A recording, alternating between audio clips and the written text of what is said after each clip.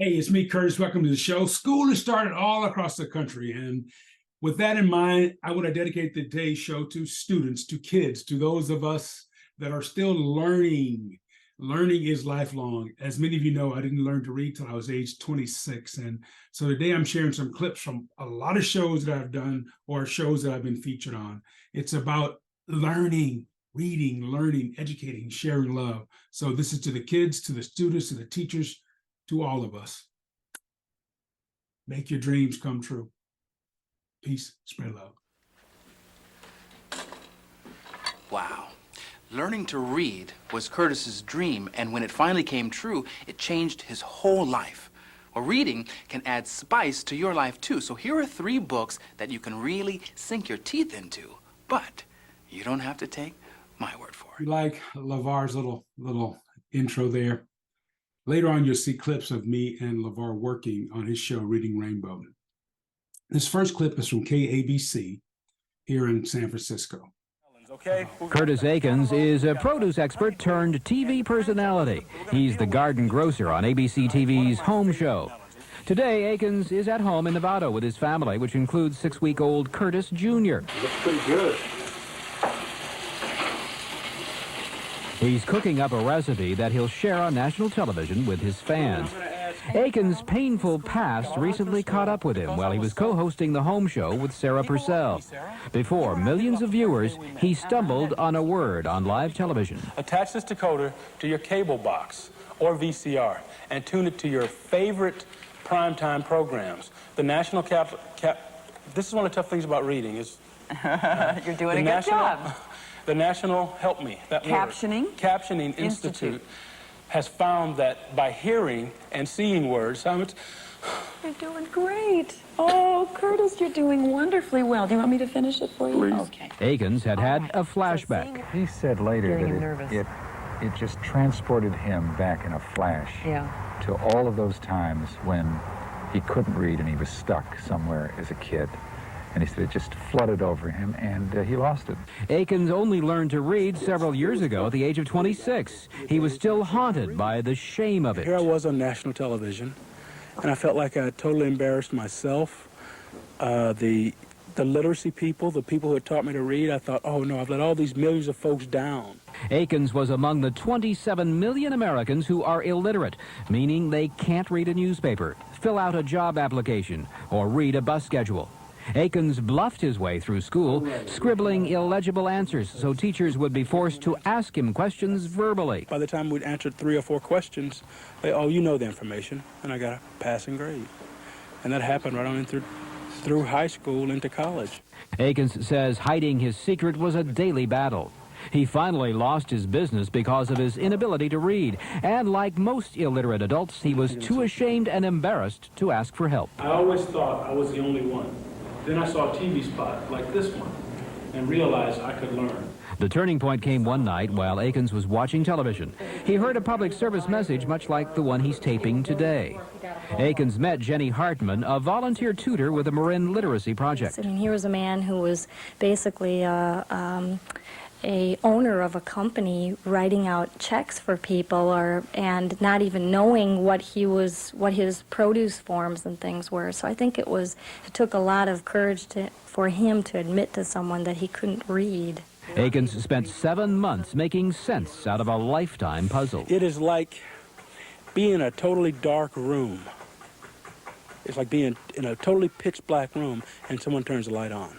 Aikens has since authored his own produce book. Half of the proceeds go toward literacy projects. And when he's not writing, he's reading. I love to read. I read to little Curtis every night. I'm Don Sanchez for ABC News. This video coming up is from Pick of the Day, my show at Food Network. And we are making pizza with kids. And also a little clip of Curtis Cole and some friends, Jason and Stacy Steig. Hey everybody, it's me, Curtis Aikens. Now, you know, I'm always talking about getting our kids involved with food. So a couple of weeks ago out at home, me and the boys, and had some friends, Jason and Stacy Steig, out. So here we are, Jason on my left, your left at home, I think, or you're right, I don't know which side of TV. That's my buddy Jason. Look, he's my brother. And there's me. And the 2 boys in the basket out grocery shopping. There they are, Curtis and Cole. Look at those weird faces. But get your kids involved. In fact, my boys are so involved, they're sprouting out a flower pot somewhere in the backyard, and that's Jason's legs. He's barbecuing. Hey, Cole, I miss those little guys. Now, getting the kids involved, I got two beautiful kids here with me to cook today, and let's see who we've got. It's Sonia, right? That's Sonia. Oh, that's Sonia right there? Well, what's his name? Jake. And who is he? Is that your boyfriend? No, he's my brother. Oh, your brother. Can I have a high five, girlfriend? Ow. What about you, Jake? Do you like pizza, Jake? What did you say? Yes. Oh, that's a little better, Jake. Now, what do you like on your pizza, by the way? Just plain pizza. So what is a plain pizza? Just the dough like that, baked? I don't know. You don't know? Well, why don't Sonia and I teach you? Sonia, what do you like on your pizza? I like tomato sauce. Ooh, would you want to put it on or shall I? Tomato sauce and cheese? Do you want to put it on? We're making pizza. We've got the nice, the little common dough you can find at grocery stores, or you can make your own. Let's grab one of those ladles, Sonia, and see if we can get some pizza out. Jake, you want to try one? Well, that's a smaller one. If you like, you can use the big one, because we like a lot of pizza. Let's try, Jake. We'll put some sauce in the middle if you like, and take a big ladle full and have it right in the center there, Sonia. See, moms, dads, let's get them involved right in the middle. Okay, Jake, your turn. Now, take your ladle, and well, that's a lot of sauce there, Jake.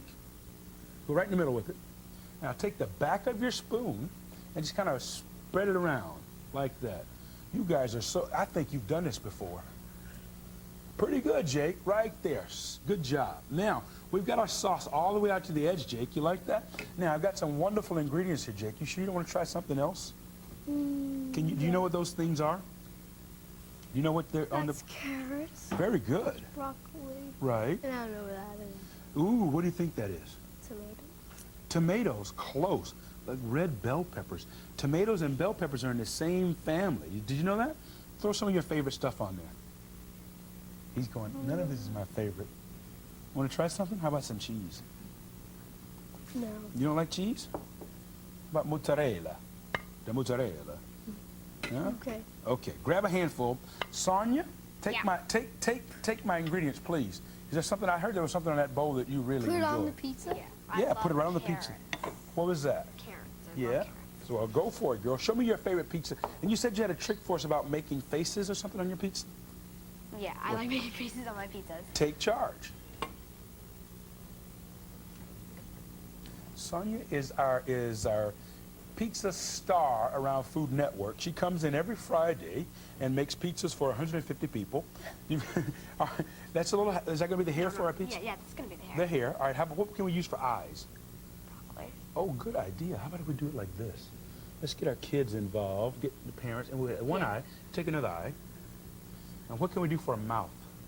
How about some cheese for a mouth? What do you think? Sure, yeah. All right. Now, what can you think of for a nose?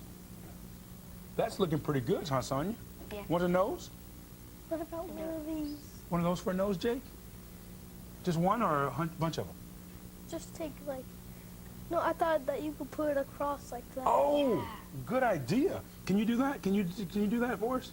Well, I think how about like this, Jake? What do you think? Like do it like this, Jake? Okay. Is that a nose? I can't do this, Jake. Maybe you have to come over and do that. You think go over there and do it, Jake? Show us something, baby. Look at Mr. Jake. Now you got to climb up on that podium there and make a pizza for us. Mamas, daddies, get those kids involved.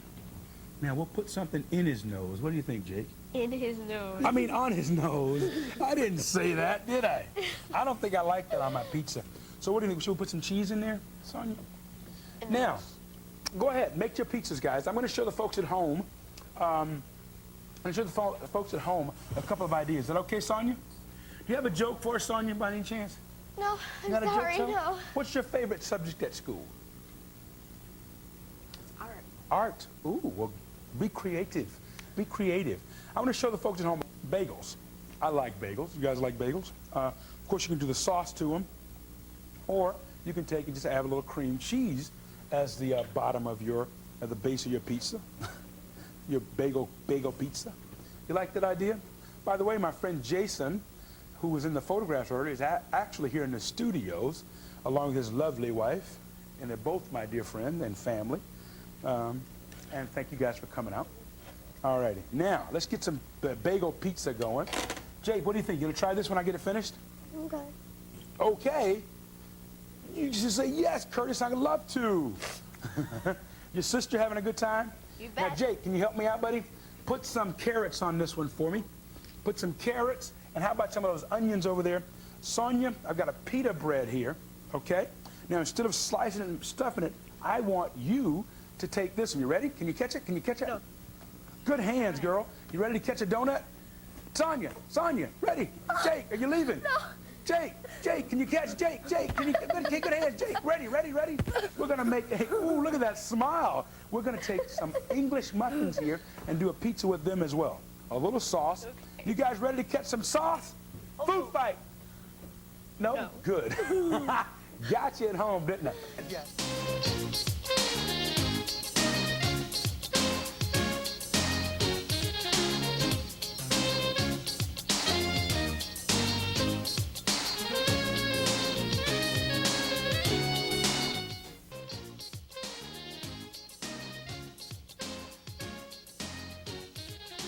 We're eating licorice, huh?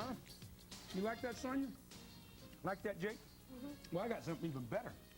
Dessert pizza. Look at me, Jake. Look at them, Jake.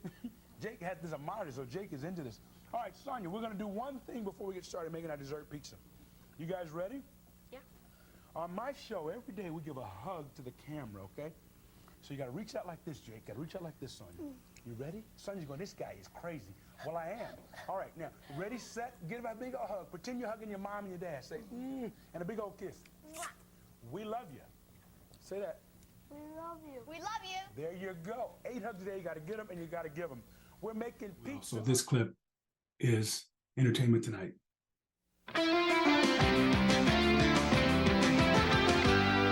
Curtis Aikens is a man who went through high school, a year of college, and into the world of business without being able to read. Recently, the pain of illiteracy came back to him in front of millions of television viewers.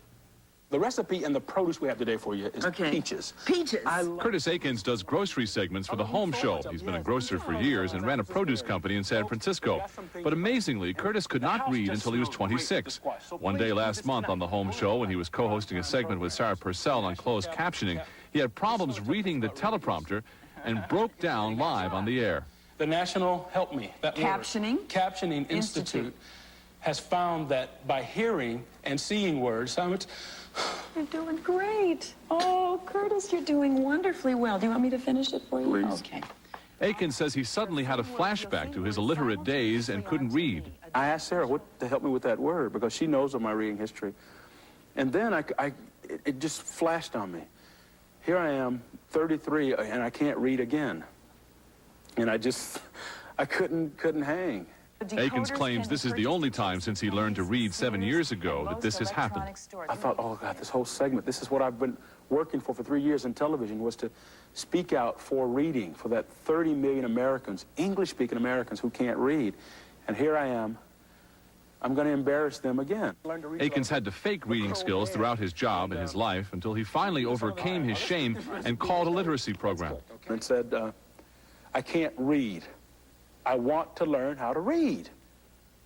And a flood of emotion came out because I never told anyone this. Curtis says his on-air breakdown ended up being a positive thing because viewers saw the emotional impact of illiteracy. He says he's received hundreds of supportive phone calls and letters. I guess this was my purpose. Now I get a chance to bring all those people that are in that darkness of illiteracy into the light of reading. Last year, Curtis Aikens wrote a book, The Greengrocer's Guide to the Harvest, with half the proceeds from the sale of that book going to adult literacy programs. With the Democratic... LeVar and I on Reading Rainbow. That was a thrill of my young career.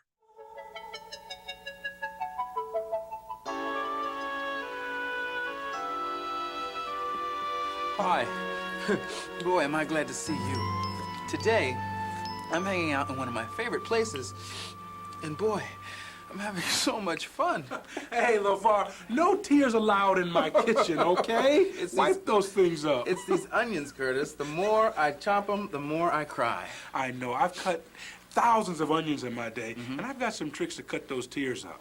This is my good friend Curtis Aikens. He's a world-famous chef, and in fact, he's working on a new cookbook, and today we're gonna help him try out some new recipes. You ready? Yes, I'm ready. All right. Now, you were saying you had some tricks? Yes. For not tearing Tricks? up when you're cutting They're not onions? really tricks, they work, LeVar. Really? The first one is my favorite. Sunglasses. You put these on. Oh, come on, Curtis. Yes, because when you cut into an onion, you cause a chemical reaction.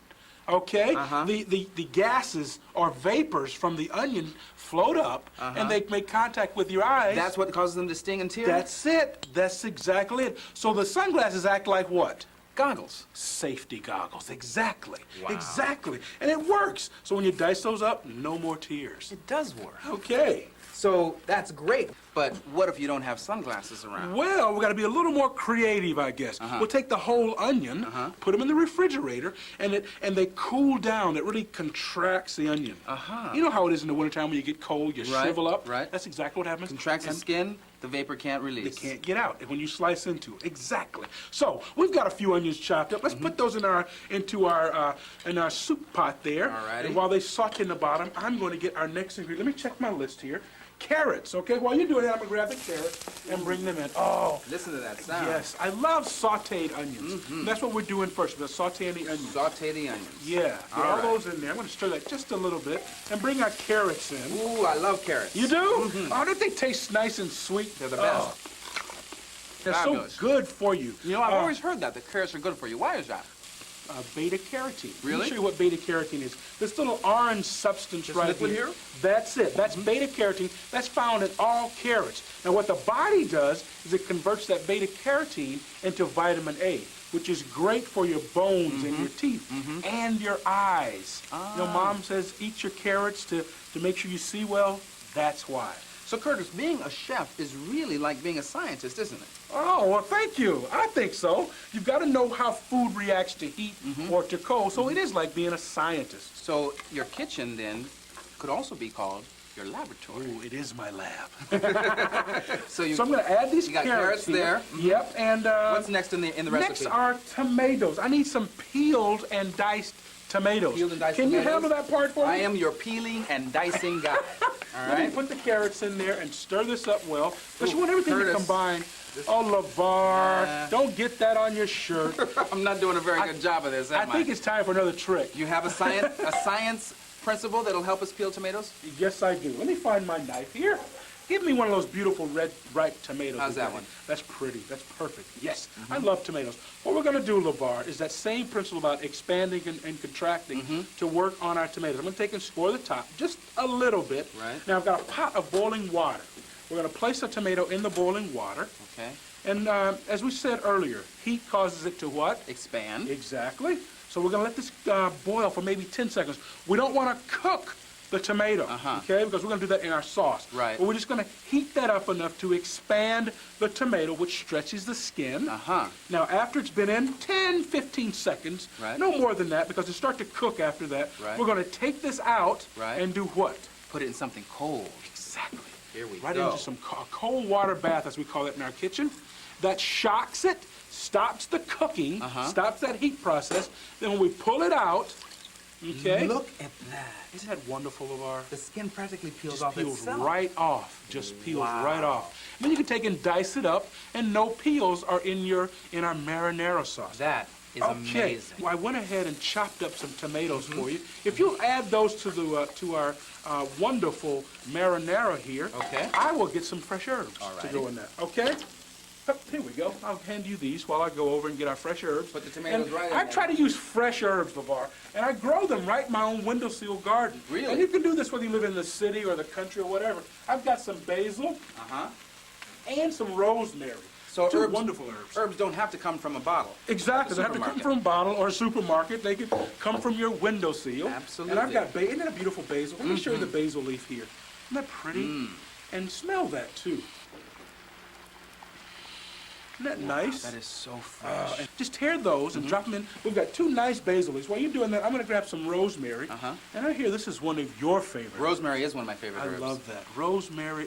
You can feel the fresh how rosemary. soft that is. The oils inside each one of the herbs is what we're going after. So we don't want to use the stems. Just the little leaves. Exactly. The stems can get caught or something and cause problems. So we just peel the little leaves off and drop them right in our sauce pot. Cool. Now, we're practically there. I can add a little salt and pepper a little later on to test that. So we're just going to let this kind of cook down till everything blends.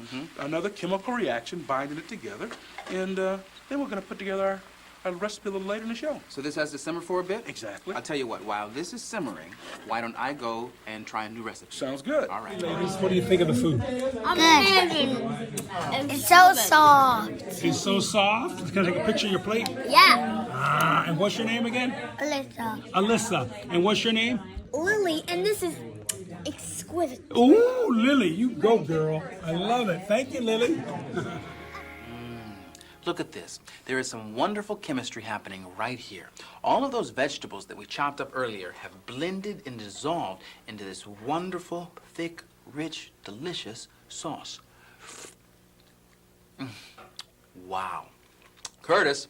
Hey. Sauce is ready. It smells good in this kitchen. Man, is that Ooh, good. yes. So, what do we do with this great sauce here? Okay, we're going to make one of my favorite foods here, LeVar, lasagna. Oh, I love lasagna. You do? Now, I got a trick for you, because right. we're testing. Right. I think this formula works, but we'll find out later. I'm going to use rice instead of the noodles. Really? Yes, Okay. yes. All right, Now, I'll go let's with you there. go over our ingredients here. We've got our sauce, of course, and then next we want equal amounts of rice and spinach. Wait a minute. Anybody can tell, Curtis, that these are not equal amounts of rice and spinach. It looks like that, doesn't it? But remember now, this is our laboratory, Right.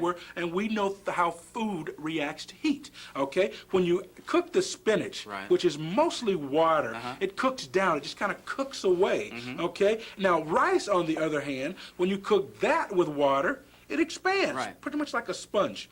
I've got some cooked. Let me show you what it looks like when it's cooked up. Now, here's the spinach, the cooked spinach.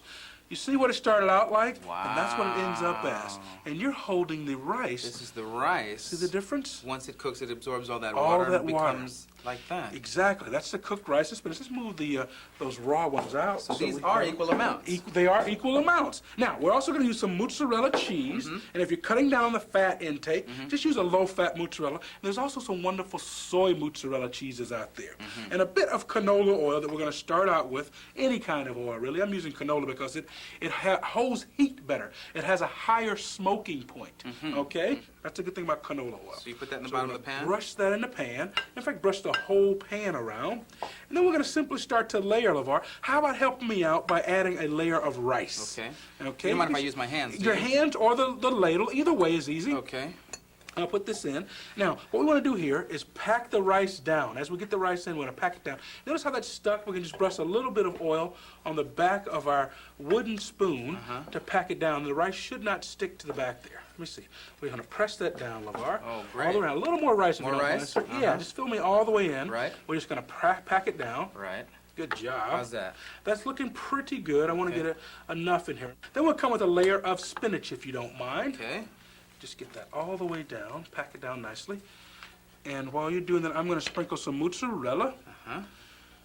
Just a bit of mozzarella. And if you could put some sauce on there for me. Right. And now some sauce? Now some sauce. We're going to cover the top with sauce. Good spoonful. Good job. This is looking really nice. I'm going to pack that down with my hand, like you said, there. All the way over. So now, Curtis, this was a great idea to use You like rice this, huh? instead of, the noodles like you usually do in lasagna. So where do your ideas come from? My mom is a great cook, LeVar, and I get a lot of recipes from her. I just take some of those old Southern recipes, old family recipes, and I add to them, expand them, and change on them. And I also get a lot of recipes from reading other cookbooks. Oh, really? There's some wonderful chefs out there who've written a lot of cookbooks. So have you always loved to read? Love it. Love to read. But I didn't learn until I was 26 years old, LeVar. Really? Yeah. Now, wait a minute. Didn't you go to school? Yes, I went to school. I graduated from high school, and I even went to college, 2 different colleges, but I didn't learn to read until You I was went 26. all the way through high school and college without learning how to read? Without learning how to read. How did you manage that? My personality, friendly personality. People like to help people who are good. And friendly. And friendly, exactly. So you charmed your teachers. I charmed my teachers, I charmed my friends. They didn't know I couldn't read. My mom and dad didn't know I couldn't read. Exactly. So what was it that finally made you decide? Was it one single event or sort of an accumulation of things over the course of your life? The fact that I had started a business and did pretty well not knowing how to read, but I couldn't hold on to it. I mean, because I could not read, I couldn't get business loans, I couldn't expand the business. So, You really felt it was holding you back. Yeah, and the low self-esteem associated with not being able to read. There are millions of Americans, grown-ups, who can't read. Right. And fortunately, you used to be one of them. I was one of them. I have been there, LeVar. And now my whole life has opened up. Not only can I read books and love reading books, but I enjoy writing them. To read to my son, Curtis Jr. Absolutely. It's just fabulous, LeVar. And reading your own books. Yes. Yeah. Yes. Absolutely. I do enjoy that. Now, this is looking pretty good. Let's add a little more mozzarella. And then another layer of sauce? Another layer of sauce. Okay, here we go. And I think we're about ready for the oven on this one. Alrighty. Okay, I'll get that out of the way. And one good, in fact, that top layer, even if you don't want to cover the whole thing. You can just kind of go? Yeah, just kind of right down the middle. Right. That's looking pretty good. Well, how about one more? One more sounds nice. There we go. Okay, that's looking good. We can press that down if we want, but also in the heat, it kind of cooks down. So I'm going to go bake this. What do you think? Time to put it in the oven? Time for it. Excellent. Alrighty. We're going to end the show from my garden with my son, Curtis Jr. He started the show early on, remember? Peace, spread love.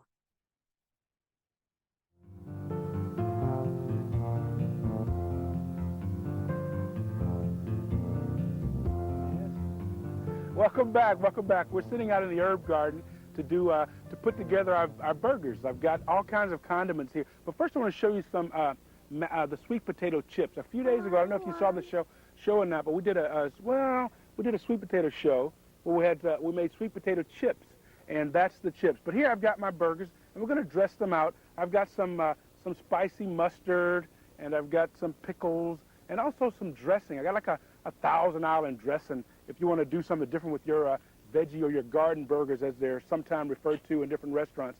Look at this. I've got from the garden some beautiful red oak lettuce. You're going to see a lot of this lettuce in the next couple of years all across the country. I love it. These little baby lettuce leaves. You want some water? Okay. This was my glass. We had a nice little glass for Curtis, but he's taking Dad's glass. And some beautiful garden fresh tomatoes to go on our burgers, as well as some red onions. Aren't those gorgeous? Beautiful, beautiful red onions. Wow, you can do anything with your burgers. Peppers. What do you want on your burger, Curtis? Huh? You want carrot on your burger? No? Anyway, just make once you write in for the recipe. You eat the burger. I'll eat the burger? Okay. When you write in for the recipe, you can do anything with your veggie burgers. Just mix and match them. Anything that you do with a hamburger, you can do with your veggie burger mixture. Don't forget a self-addressed stamped envelope. And this has been one of my favorite shows because I've had the little guy with me, and we're going to eat here in the herb garden. Someday we'll get out here and just walk you through it. It's just been a wonderful day. Remember, from our hearts to yours, lots of love from the garden. Have a great day. God bless you. Thanks for watching the show. You say bye to everybody, Chris? You wave bye-bye?